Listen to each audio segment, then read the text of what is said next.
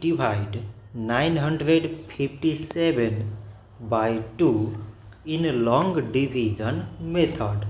So 2 times 4 is 8.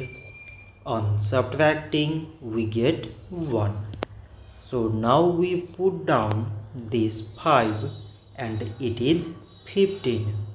So 2 times 7 is 14. On subtracting we get 1.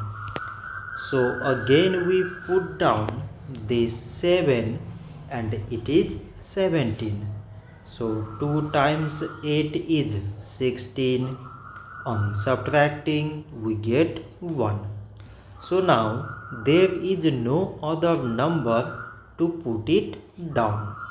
So we take here decimal, so that we put 0. So it is 10 and 2 times 5 is 10. On subtracting we get 0.